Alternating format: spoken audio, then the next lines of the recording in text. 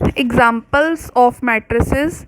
If a matrix has 24 elements, what are the possible orders it can have?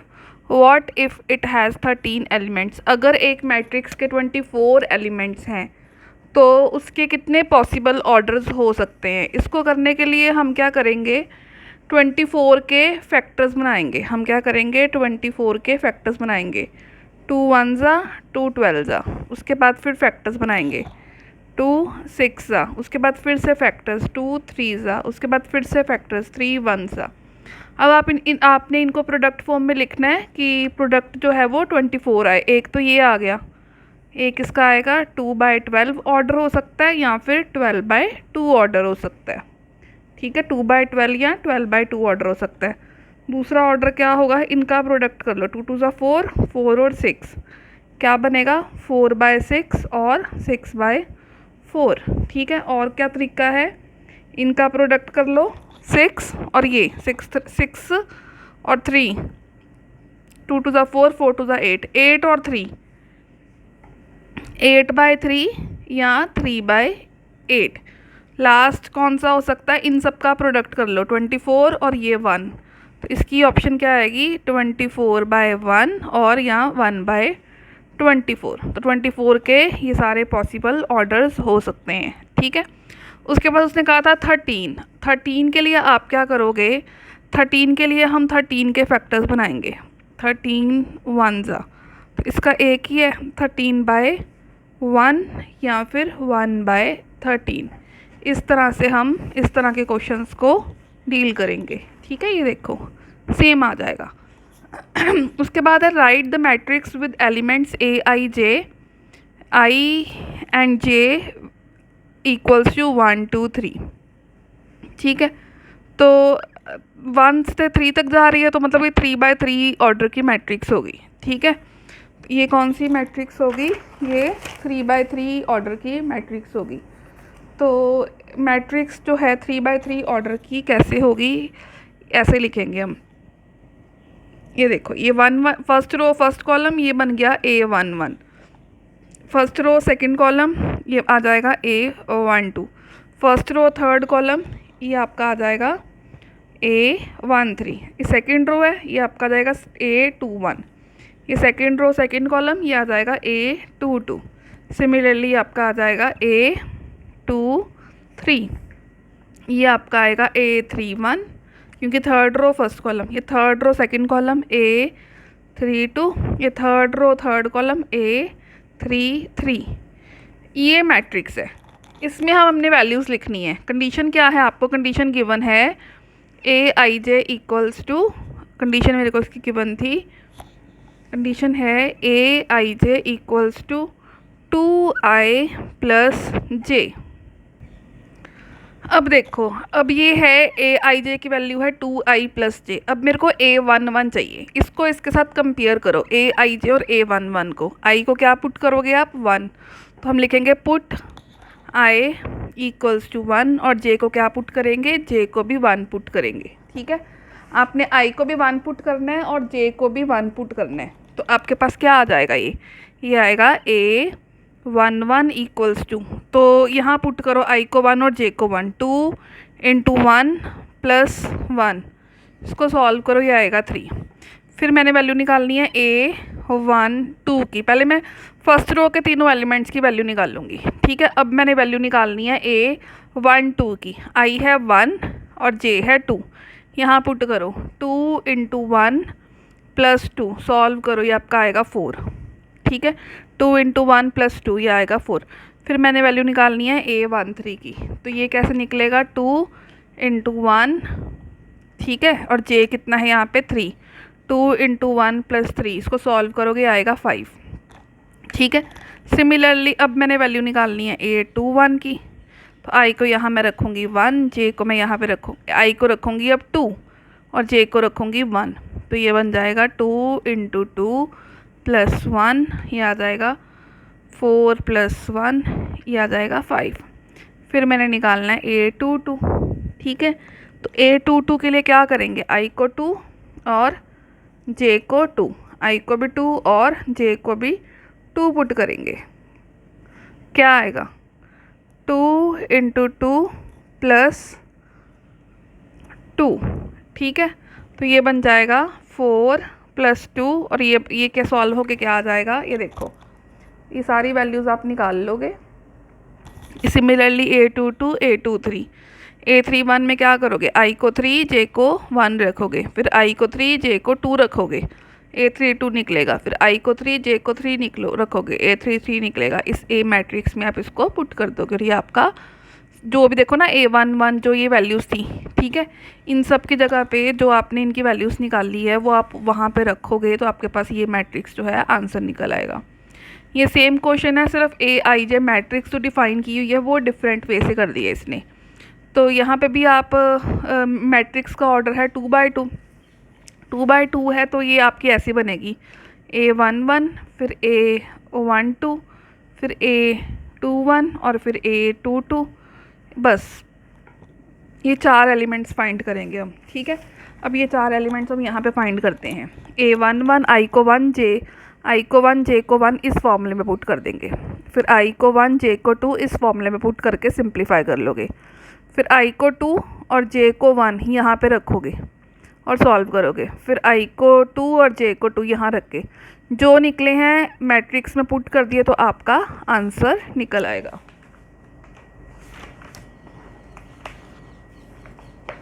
आगे देखो, इसमें matrix same है, बस 2 बाई 2 है, बस मैट्रिक्स डिफाइंड अलग तरीके से है।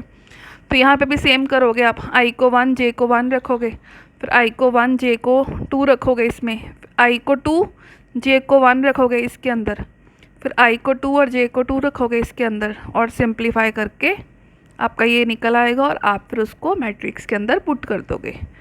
नेक्स्ट है आपका कंस्ट्रक्टर 3 बाई 2। तो यहाँ पे I जो है 1 से लेकर 3 तक जाएगा और J जो है 1 से लेकर 2 तक जाएगा। मॉड, अगर आपका सिंप्लीफाई करके वैल्यू नेगेटिव आती है, मॉड क्या करेगा, मॉड में हम नेगेटिव साइन को इग्नोर कर देंगे। आपको सॉल्व करने के बाद अगर नेगेटिव साइन आता है तो हम हमेशा पॉजिटिव साइन लेंगे, नेगेटिव साइन को हम इग्नोर कर देंगे, ठीक है। तो इसके लिए A11 चाहिए, A12, ठीक है। और मोड में जब आपने सिंप्लीफाई किया 1 - 3 - 2 था तो नेगेटिव साइन छोड़ दे तो अकेला 2 आएगा, पॉजिटिव 2 आएगा। सिमिलरली ये फिर A21 A22, ठीक है, फिर A31 32। ये कैसे निकालोगे, यहाँ पे आप IJ को कॉरेस्पॉन्डिंग IJ की वैल्यूज, जैसे A32 है तो I को 3 और J को 2, पहले वाला हमेशा रो होता है, सेकंड वाला हमेशा कॉलम होता है, तो पहले वाला यहाँ I है और J है, तो इसलिए कंपेयर करके I को 3 और J को 2 पुट करेंगे और फिर यहाँ पुट करेंगे तो मैट्रिक्स निकल आएगी। आगे देखिए नेक्स्ट क्या है, A मैट्रिक्स गिवन है आपको इस तरह से, ठीक है, और 3 बाई 2 की मैट्रिक्स निकालनी है। अच्छा यहाँ पे क्या है, अगर I J से बड़ा है या I J के इक्वल है, जैसे सपोज 1 1 है तो I और J इक्वल है तो यहाँ पुट करेंगे, ठीक है। 3 बाई 2 की है ना, 1 2 1 जो है, ये देखो मैं आपको लिख के बताती हूँ।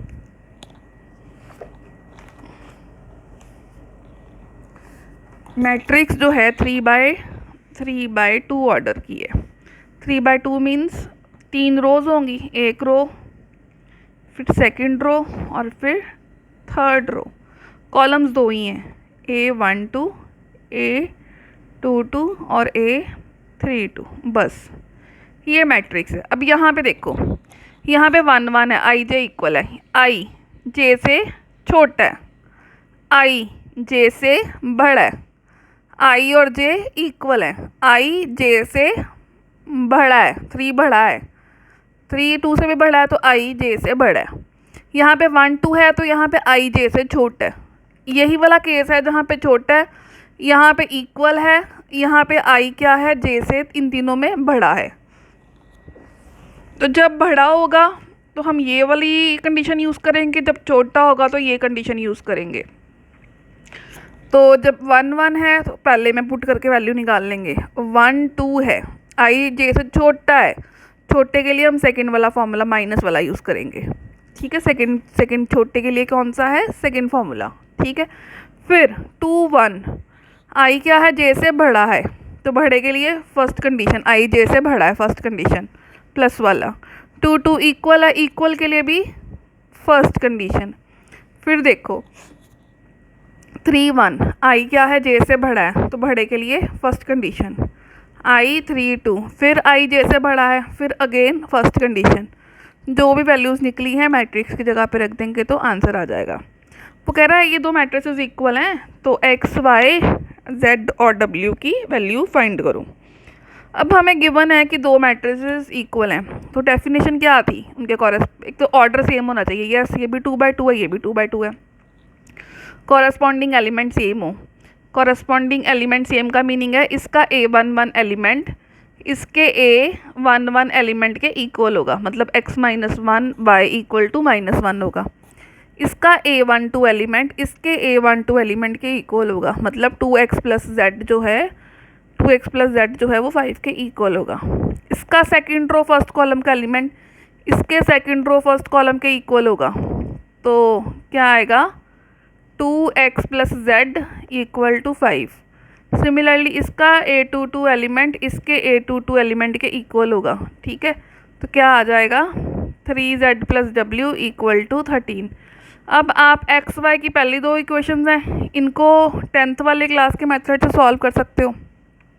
इन दोनों को अगर आप सब्ट्रैक्ट करोगे, ठीक है, जब आप इन दोनों को सब्ट्रैक्टिंग 1 फ्रॉम 2, देखो कैसे करते हैं सब्ट्रैक्ट। आपके पास कौन कौन सी इक्वेशन है, एक इक्वेशन है x minus y equal to -1, दूसरी क्या है 2x minus y equal to 0।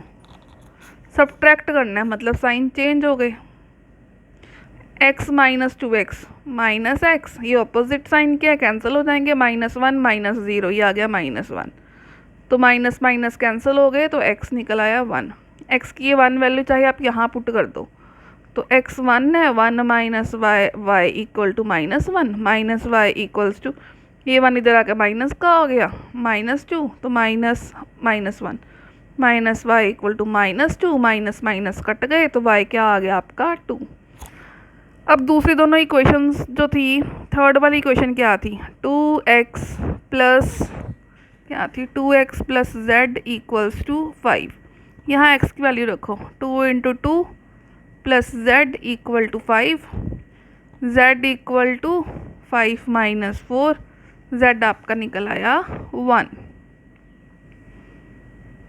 2x x है आपका 1, y आपका 2 है, x 1 है, यहाँ 1 आएगा तो 2 इंटू 1 ये आया 2, तो 5 माइनस 2 ये आपका आएगा 3, क्योंकि x 1 था, 1 पुट करना था, ठीक है, तो z आपका निकल आया 3, x1 y2 और z आपका निकल आया 3। अब फोर्थ वाली इक्वेशन देखो, फोर्थ इक्वेशन क्या थी 3z प्लस डब्ल्यू इक्वल टू 13, ठीक है, तो यहाँ आप पुट करोगे z को 3, z ये देखो आपने 3 निकाला है, 3 पुट कर दो, तो जब z को 3 पुट करोगे तो ये आपके पास निकलेगा 3 इंटू 3 प्लस डब्ल्यू इक्वल टू 13, 3 इंटू 3 9 प्लस डब्ल्यू इक्वल टू 13, तो डब्ल्यू आपका आएगा 13 माइनस 9, 13 माइनस 9 करोगे तो डब्ल्यू आपका आ जाएगा 4, ठीक है। इस तरीके से इसको सॉल्व किया तो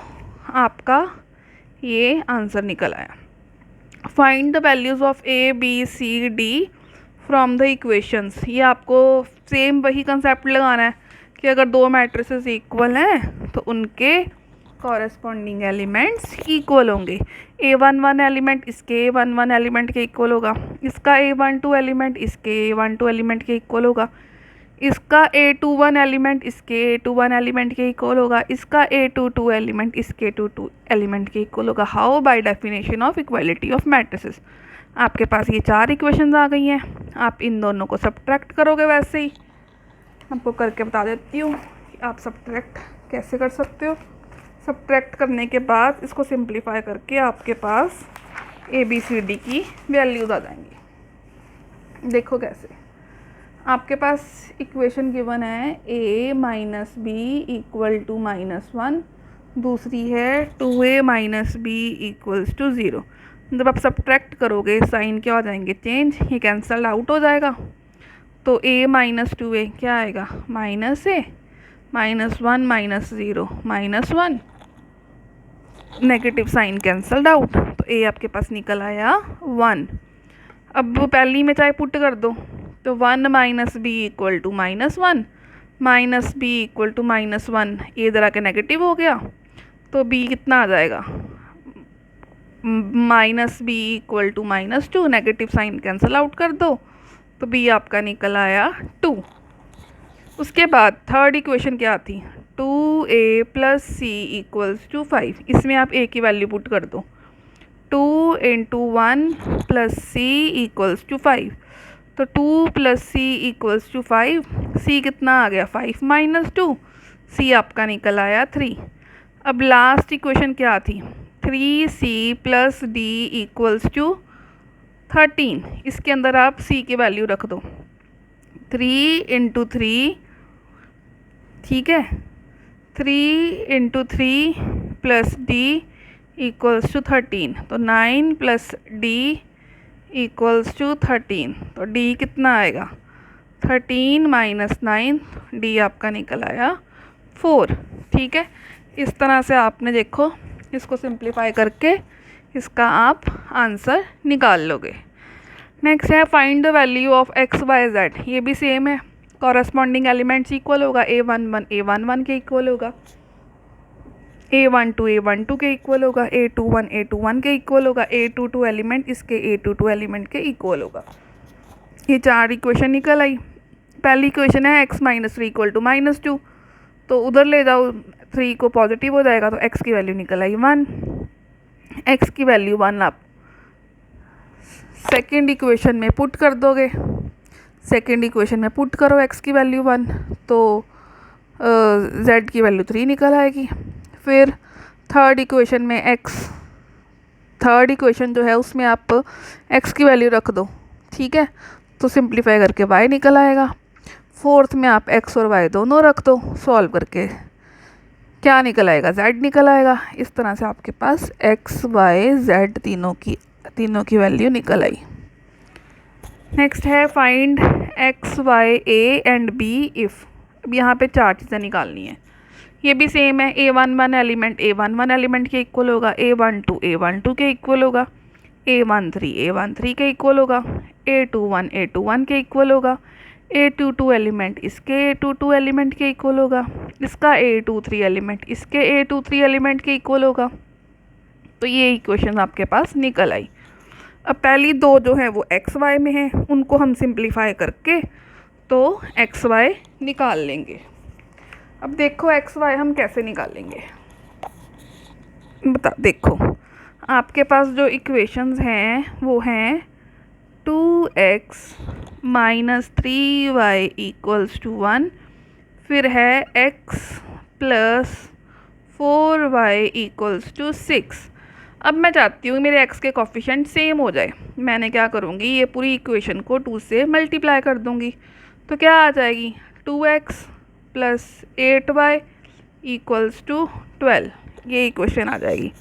फर्स्ट वाली इक्वेशन इसके नीचे लिख दो, 2x - 3y = 1। अब मैं इनको सब्ट्रैक्ट करूँगी, क्या होगा, साइन चेंज हो जाएंगे, 8 + 3 क्या आ जाएगा 11y, 12 - 1 11, तो यहाँ से देखो y की वैल्यू आपके पास क्या निकल आई है 1, y की वैल्यू निकल आई है 1।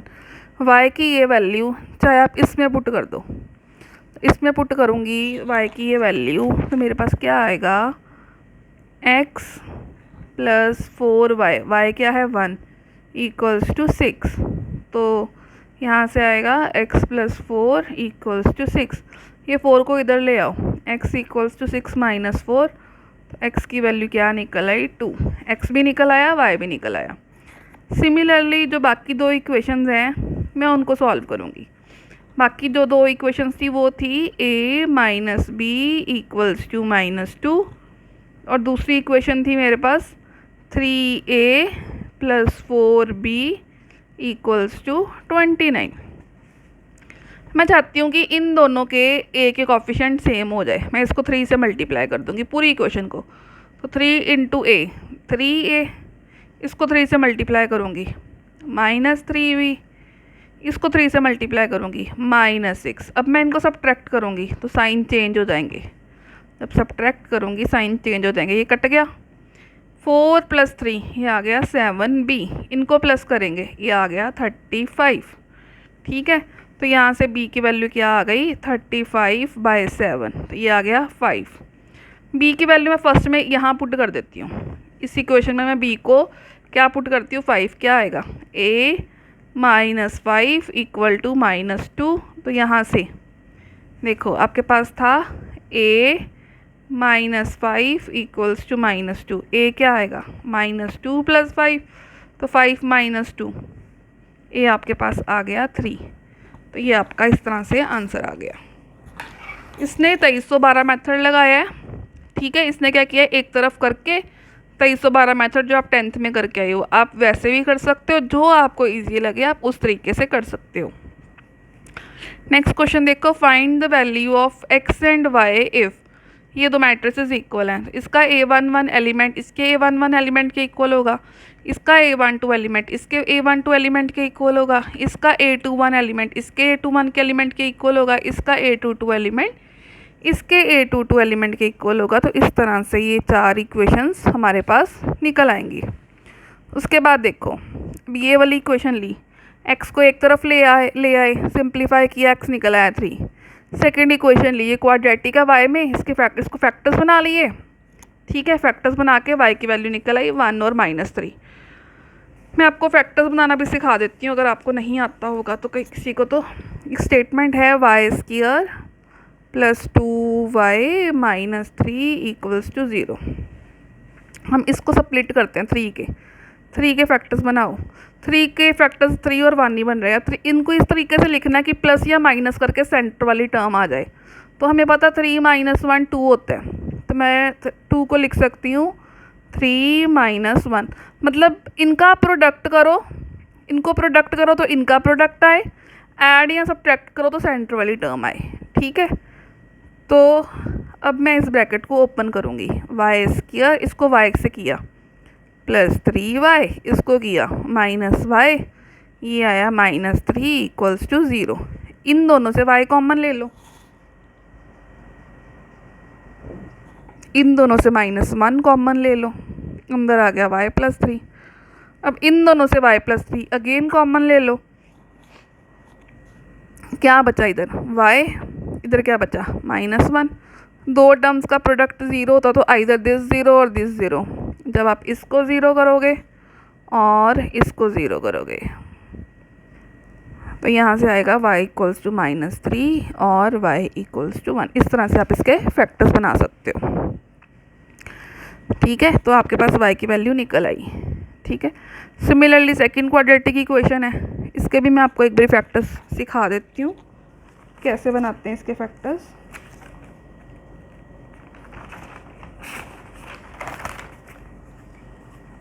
स्टेटमेंट है मेरे पास y² - 5y + 4 = 0। 4 के फैक्टर्स, तो 4 × 1 4 होता है, 4 + 1 5 होता है। तो मैंने क्या किया 5 की जगह पे लिखा 4 + 1 +4 था यहाँ पे, +4 = 0। अब ब्रैकेट ओपन करते हैं, क्या आएगा y² - 4y, माइनस है ना दोनों के साथ जाएगा, -y + 4 = 0। इन दोनों में से y कॉमन ले लो, अंदर क्या बचेगा y - 4। इन दोनों में से -1 कॉमन ले लो, तो अंदर क्या बचेगा y - 4। दोनों में से y - 4 कॉमन निकल आया, और क्या बचा y - 1। तो यहाँ ये 0 यहाँ ये 0 करोगे तो क्या आएगा y = 4 और y = 1। इस तरह से आप इसके फैक्टर्स ले सकते हो। ये आपके आंसर आ गए। अब उसने बोला since both the equations are to satisfy, दोनों सेटिस्फाई होने चाहिए, ठीक है। So we have y = 1। तो उसने बोला कि y = 1 पुट करोगे तो तभी ये सेटिस्फाई हो रही है, ठीक है। अगर y = 1 पुट करने पे ये सेटिस्फाई हो रही है तो फिर वो कह रहा है therefore x = 3 since both the equations are to satisfy so we have y = 1, ठीक है। तो देयरफॉर जो आपकी x की वैल्यू जो थी ऊपर आपने 3 निकाली थी और y क्या निकला आपका 1। आप ये वैल्यूज़ जो है ना यहाँ पुट करके देख लोगे कि किस पे सेटिस्फाई हो रही है। y = 1 के लिए ये सेटिस्फाई का मीनिंग है कि left hand side equal to right hand side निकल आए। एक और क्वेश्चन है, express as sum of lower triangular and upper triangular with zero leading diagonal. Leading मतलब मेन डायगनल। तो ये मैंने लोअर ट्राइंगुलर ले लिया, ये मुझे एलिमेंट्स पता नहीं थे, मैंने ये मान लिए a b c d e f, ठीक, कुछ भी सपोज कर लो जो आपको ठीक लगे। फिर अपर ट्राइंगुलर आपने ले लिया, अपर ट्राइंगुलर में उसने कहा है कि लीडिंग डायगनल ज़ीरो, ज़ीरो हो लीडिंग। लोअर में नहीं कहा उसने, अपर का कहा है, तो अपर का लीडिंग आपने ज़ीरो रख लिया, ठीक है। तो इसको मैंने कैसे लिखना है, L plus you, lower plus अपर, तो लोअर प्लस अपर कर दिया। इन दोनों को ऐड कैसे करते हैं, कॉरस्पॉन्डिंग एलिमेंट्स ऐड करते हैं, ए में ज़ीरो ऐड करोगे। दो मैट्रिसेस को ऐड करने का रूल होता है, इसके A11 एलिमेंट में इसके A11 एलिमेंट ऐड करो, इसके A12 एलिमेंट में इसका A12 ऐड करो, दोनों को ऐड करोगे तो ये बन जाएगा। अभी आपको बताया था कि दो मैट्रिसेस इक्वल कब होती हैं, जब A11 element equal to A11 element हो, मतलब इसका Aij एलिमेंट इसके Aij एलिमेंट के इक्वल हो, तो वहाँ से ये सारे एलिमेंट्स निकल आएंगे। तो ये सारे एलिमेंट्स की जो वैल्यूज़ निकालनी है वो आप इसमें एल और यू में पुट कर दोगे, तो ये आपका आंसर निकल आएगा। Thank you.